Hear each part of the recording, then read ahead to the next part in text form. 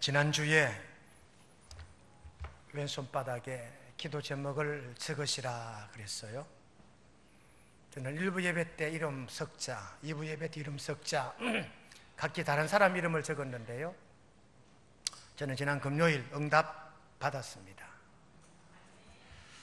여러분도 응답 받으신 분들 계시는 줄로 믿습니다. 오늘은 제가 왼손바닥에 안전이라 적었어요.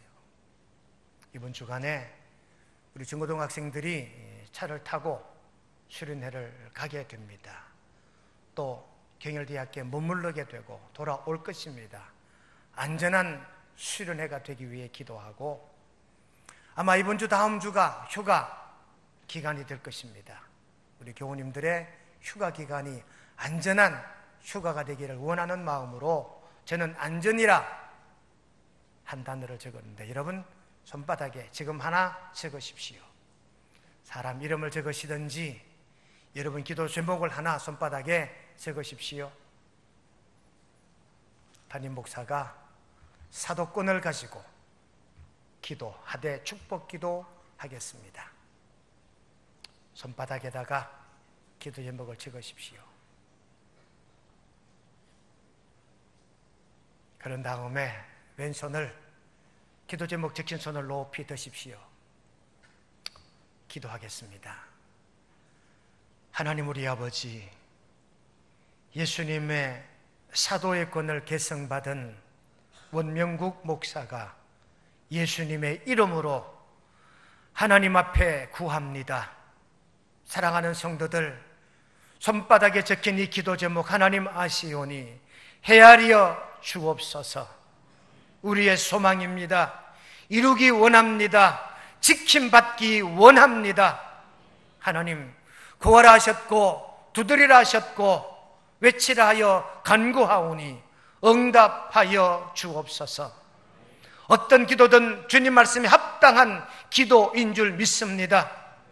회복의 기도요, 치유의 기도요, 영성의 기도요, 안전한 기도요, 지키심의 기도입니다. 이루기 원하는 소망이 기도합니다. 하나님 내 아버지, 예수님 이름으로 간구하며 구하오니 응답하여 주옵소서. 우리 교우들 여름 휴가 기간입니다. 안전한 휴가 되게 도와주시옵고, 여름 성경학교 수련회가 안전한 가운데 은혜롭게 잘 진행되도록 하나님 동행하여 주옵소서. 교우들 손바닥의 기도가 이번 한 주간에도 응답의 큰 은혜 주심을 믿사옵고, 우리 구주 예수님의 이름으로 축복 기도 드리옵나이다. 아멘. 이번 주간이 교육주간, 여름 성경학교 주일입니다. 원래는 우리 아이들에게 무엇을 가르칠 것인가, 도대체 교육 내용이 무언가, 그 교육 주제가 거룩한 교회, 민족의 희망, 이것이 우리 아이들에게 가르치는 교육 주제입니다. 여러분들은 민족의 희망이다. 거룩이란 말은 구별이란 뜻이거든요. 우리는 말씀으로 구별되어, 교회는 보이는 교회가 있고 보이지 않는 교회가 있으니까, 보이는 교회는 예배당이요, 보이지 않는 교회는 우리 성도들이요, 우리 다음 세대들입니다. 그러니 우리 교회가 구별되고 우리 다음 세대가 구별되어 민족의 희망이 되어야 된다. 이걸 교육하고 가르치는 줄로 믿으시기를 주님의 이름으로 축원합니다. 그러므로 예수도 자기 피로서 백성을 거룩하게 하려고 성문 밖에서 고난을 받으셨느니라. 예수님이 성문 밖에서 고난 받으셨는데 자기 백성을 거룩하게 하려고. 여러분, 우리가 거룩할 때, 우리 다음 세대들이 거룩할 때 민족의 부흥과 교회 부흥을 이루어낼 줄로 믿으시기를 주님의 이름으로 축원드립니다. 하여 교육 개론이 뭐냐 하면 1919년 3월 1일 2019년 올해가 꼭 3.1운동 만세 100주년이 되는 해입니다. 100년 전에 우리 선조들의 그때 그 영성과 그 신앙을 헤아려 보고 오늘 우리도 그런 영성과 신앙으로 민족의 동반자가 되고 민족의 희망이 되자 하는 것이 교육 내용입니다. 여러분, 대한민국 근대화의 1등 공신이 기독교입니다. 대한민국 경제의 동력이 바로 우리 한국 교회인 줄로 저는 믿습니다. 교회가 부흥하고 성장할 때 한국 교회가, 우리나라 경제가, 우리나라 산업이 흥왕하게 된 줄로 믿습니다. 교회가 어려워지고 교회가 힘을 잃으니까 민족이 힘을 잃게 되더라, 그 말이지요. 우린 지금 말합니다. 요즘 우리 시대가 너무 어렵다, 너무 힘든다. 100년 전을 볼까요? 과연 100년 전 그때보다 힘들다라고 할 수 있을까요? 100년 전 그때는 구한 말입니다. 일본 놈들의 압제가 있던 사회입니다. 조선 총독부가 억압과 핍박과 박해를 가하던 그때입니다. 그때 우리 믿음의 선조들은 약 30만 명의 기독교인, 2870개의 교회가 그때 당시 한국 교회였습니다. 2천만 명에 30만 명이면 약 1.2% 돼요. 1.2%가 그때는 민족의 희망이었다고요? 민족 대표 48명이었습니다. 그 중에 독립선언문에 사인한 사람만 33명이에요. 48명에서 33명만 사인하고 나머지는 민족의 대표지만 사인을 하지 않았어요. 왜? 여기 사인하면 조선 총독부로부터 박해가 있을 걸 두려워해서. 그 33명의 민족의 대표자 중에 16명이 기독교인이에요. 거의 기독교인은 거의 대다수가 사인을 했다, 그 말입니다. 왜? 고난을 감내하고라도 오늘 히브리 13장 12절 말씀처럼 자기 피로서 백성을 거룩하게 하려고 성문 밖에서 고난을 받으셨느니라. 이 예수님의 정신을 계승한 민족의 대표 이 16명이 그때 당시 한국교회의 양심이었고 한국교회의 희망이었고 민족의 지도자였다는 사실을 여러분 깨닫고 믿으시기를 주님의 이름으로 축원드립니다. 그때는요, 매주일 설교가 조선 총독부에 다 체크가 됐어요. 만약에 지금 여러분 사찰하는 정복과 형사들이 우리 교회 앞에 떡하니 있어서 기다리고 있다, 그러면 가만히 있을까요? 얼마나 그 분위기가 위축이 됐겠습니까? 여러분, 그때는 먹고 사는 것이 풍족했을까요? 3.1운동 그 시대는요, 보릿고개에 보릿고개가 있던 시대입니다. 어떤 문화였을까요? 우리나라 고유 문화는 다 말살루였습니다. 창씨개명이다. 머리까지도 컨트롤 받던 시대가 그때입니다. 지금을 사는 우리는 말합니다. 힘들다, 어렵다. 100년 전 그때에 비하면 지금은 그다지 어려운 시대가 아닙니다. 여러분, 우리가 사는 이 시대 정말 회개망측한 시대입니다. 여러분, 오늘 우리가 사는 이 21세기를 일컬어서 우리는 현대주의, 후기 현대주의 그렇게 말합니다. 이걸 신학적인 말로는 포스트 모더니즘 그렇게 말합니다. 디컨스트럭션 그렇게 말하기도 해요. 여러분, 디컨스트럭션 이 말의 의미는요, 탈구축, 지금까지 쌓아나왔던 모든 질서와 모든 문화가 이탈한다는 말이에요. 디컨스트릭션, 또 다른 말로 포스트 모더니즘, 탈이성시대, 탈장르시대. 그러니까 디컨스트럭션이란 단어나 포스트 모더니즘이란 단어가 모두가 탈자가 앞에 붙어요.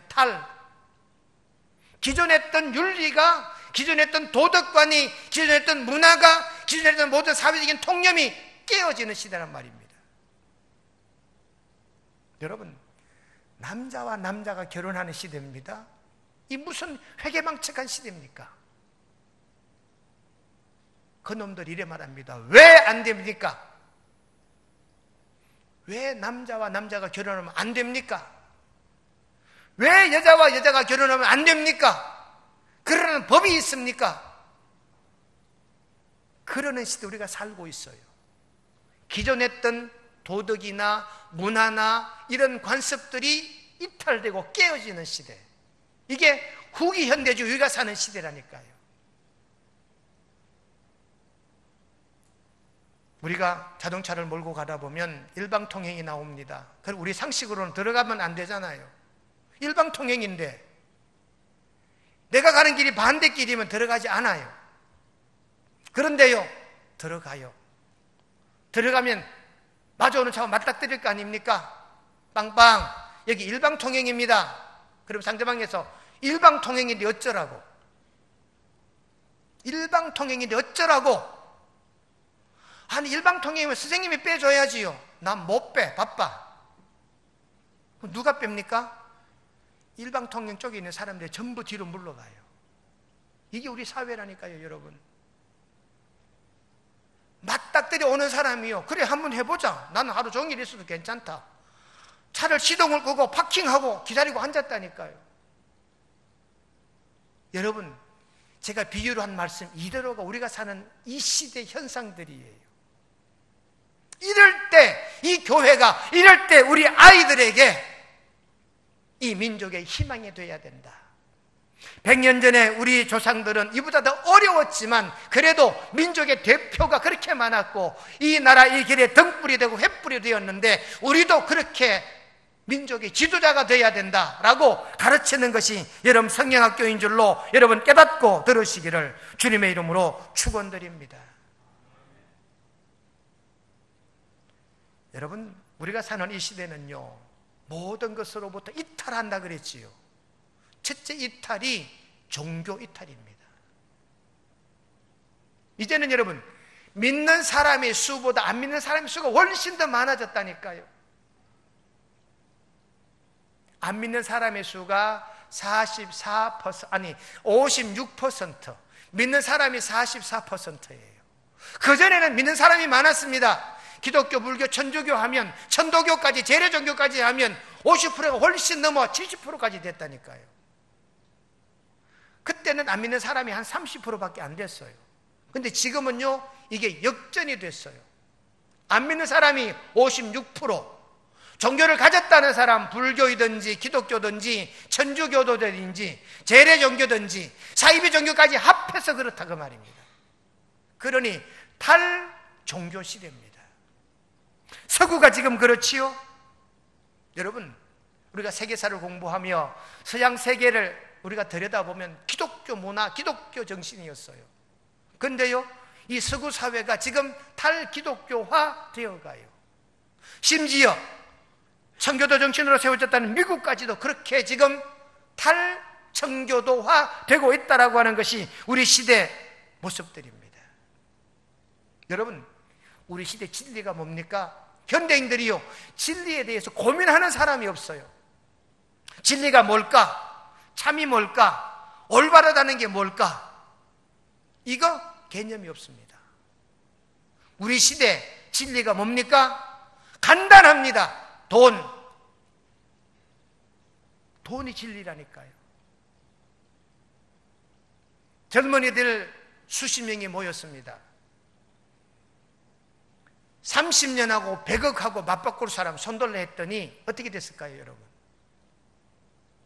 네 나이 30년하고 돈 100억하고 바꿀 수 있는 사람 손들라 했어요? 손든 사람이 많았겠습니까? 손 안 든 사람이 많았겠습니까? 손 든 사람이 훨씬 많았어요.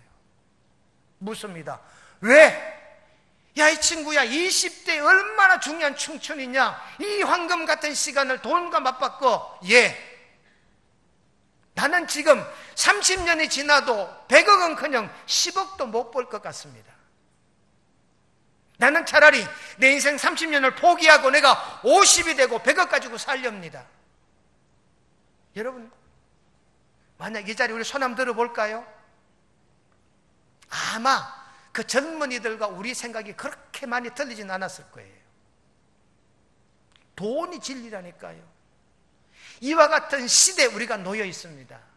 그러니 100년 전의 사상, 이데올로기, 정치, 경제, 사회, 문화 전반적인 환경하고 오늘 우리가 살고 있는 이 시대 모든 문화, 경제, 환경 이런 것들하고 한번 비교해 보자고요. 물론 우리 시대가 어려운 것도 있고 그때 시대가 어려운 것도 있었습니다. 분명한 건 그때 그 시대의 우리 민족 선배들의 이 사고 구조, 여러분 34민의 민족 대표 중에 16명이 기독교인이었는데요, 그때 이 우리 기독 선배들의 머릿속에는 애국, 애족이라는 단어가 철철 넘쳐났대요. 왜? 36년 나라 없는 민족으로 살아봤거든요.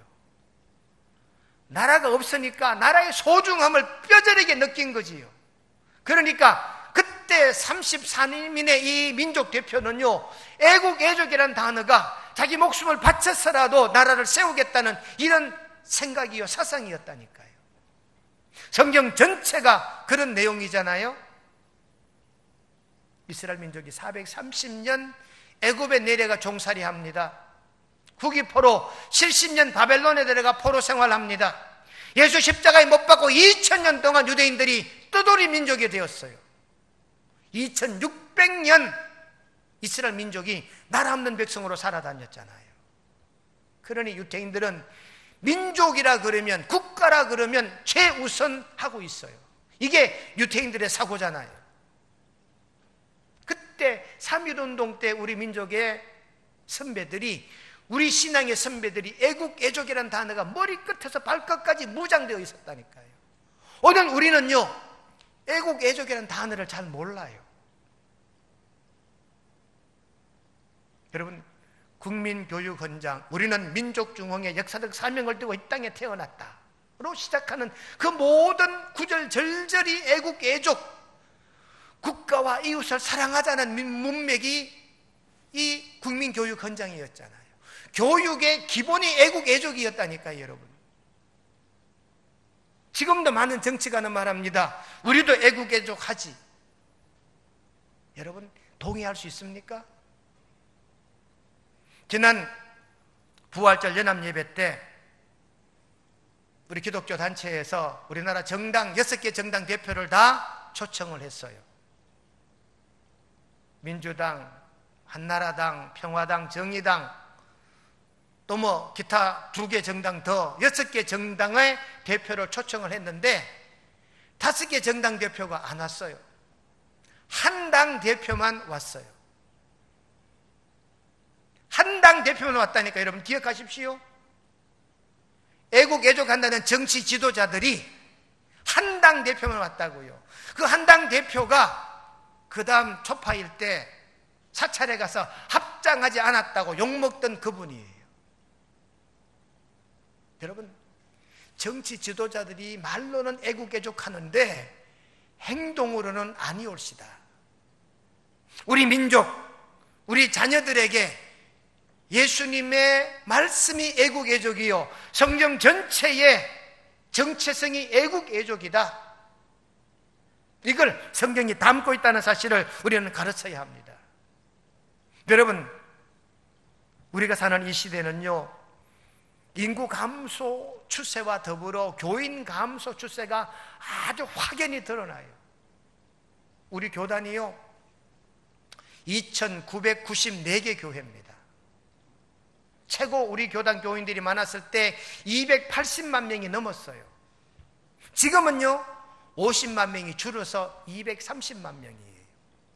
교회 숫자는 늘었는데 교인 수는 감소했어요.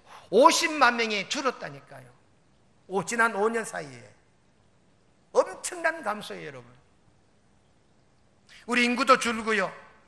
더 놀라운 건 우리나라 대학 정원이 50만 명이랍니다. 1년에 우리 고등학교 3학년 학생들이나 재수생이 들어갈 수 있는 대학교가 50만 명이 대학교 들어갈 수 있었는데 이미 지지난해부터 48만, 47만으로 떨어지지요.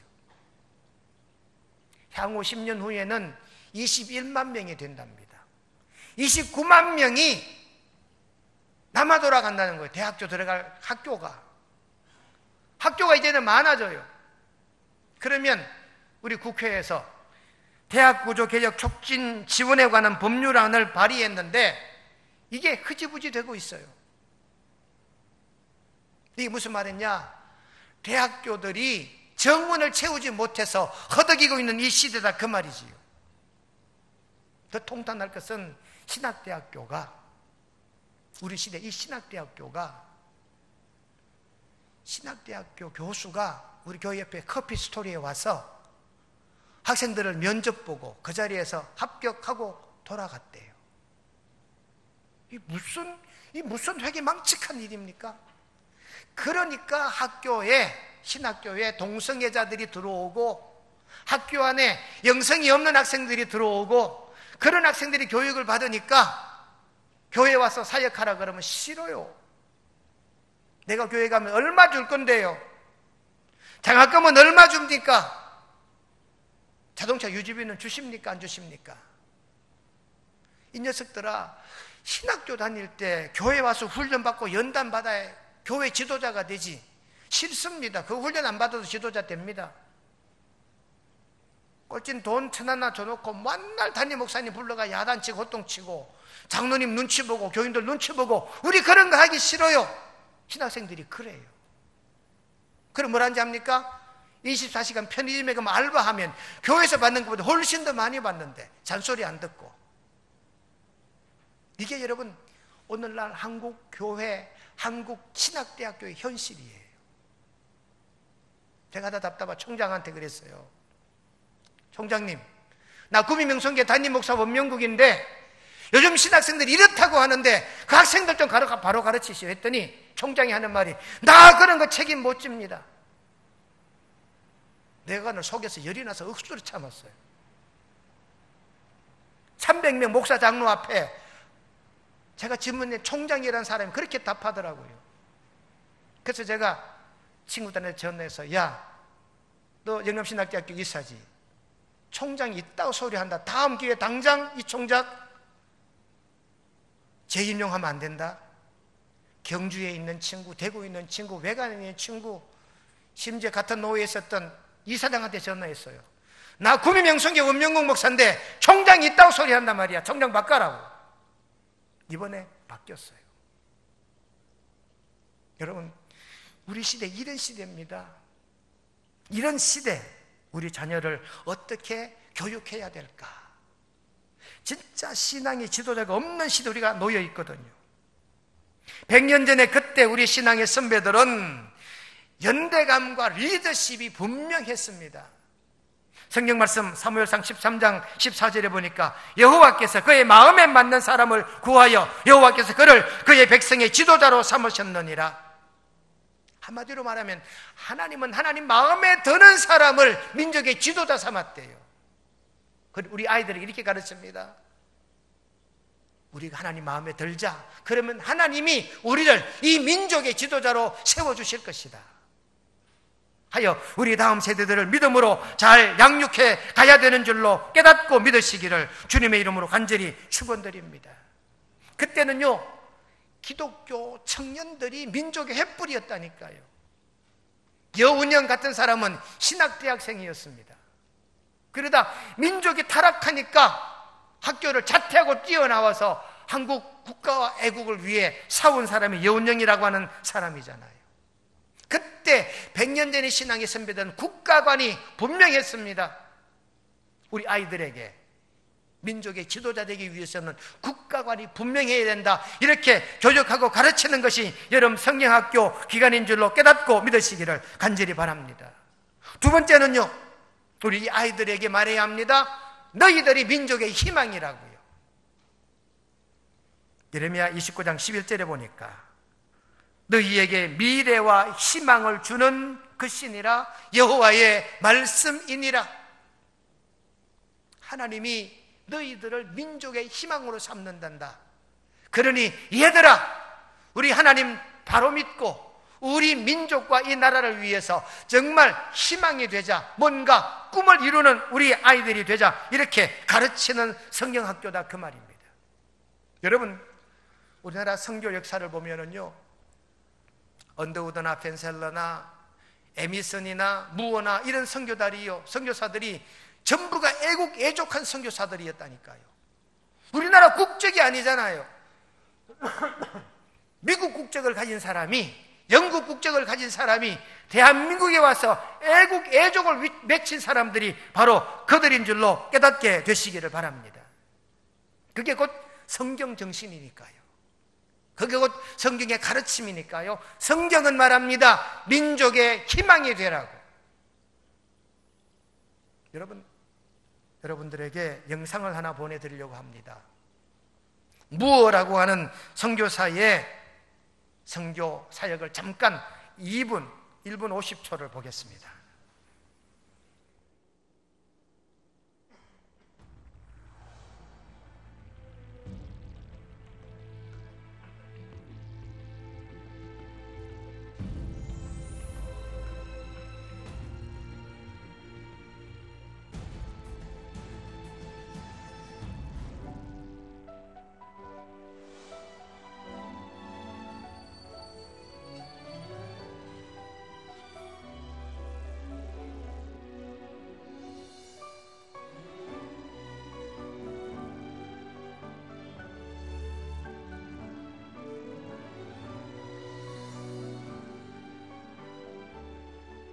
양반들은 상석에, 백정들은 따로 뒷자리에 앉게 해주시면.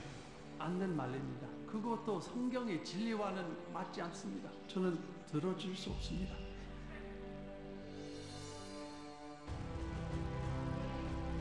하나님이 세상을 이처럼 사랑하사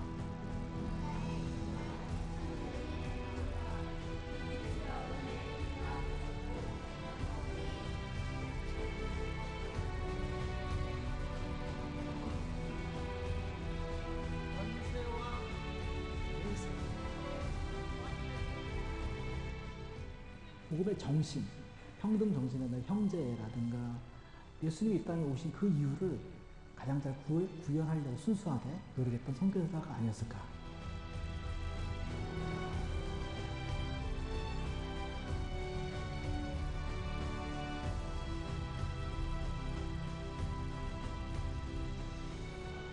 당시에 우리나라에는 7천직이라는 직분이 있었습니다.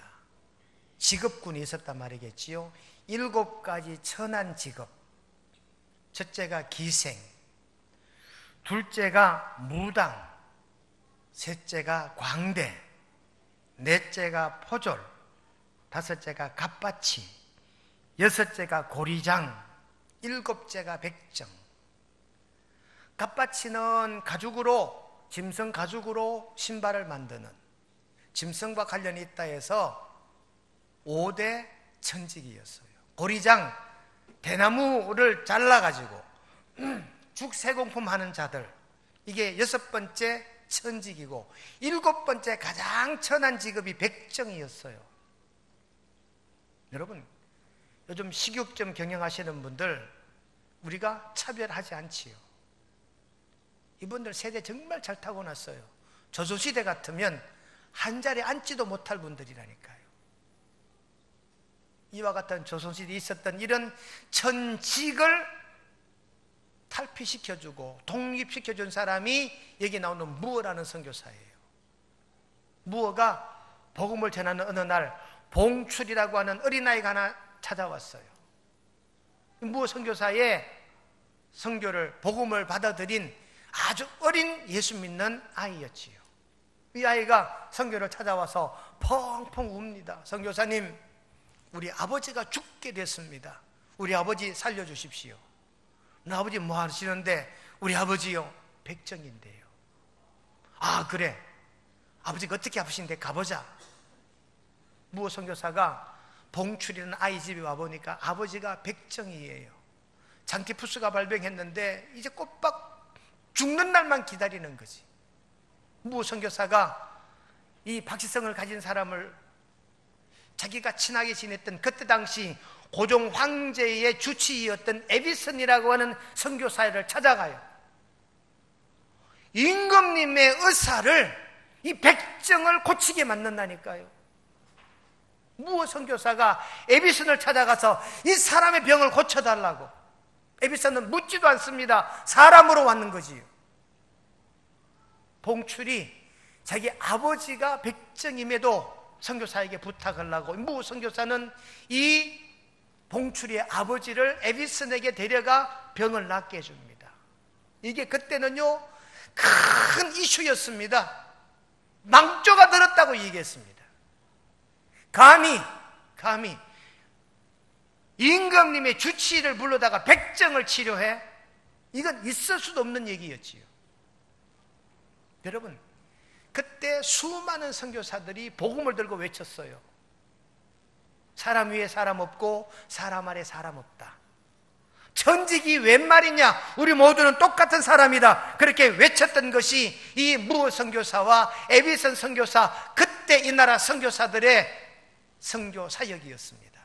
당시에는 유교적 신분이, 유교적 윤리가 분명했던 시대입니다. 그러나 이 선교사들이 정말 민족의 희망이 되게 우리 다음 세대들을 양육하고 길러준 줄로 깨닫고 믿으시기 바랍니다. 여러분, 3.1운동 그때는요, 우리나라 총회 회의록에 보면 한 교회, 한 학교, 한 노회, 한 병원까지 운동을 했대요. 한 교회가 한 학교를 해야 한다니까요.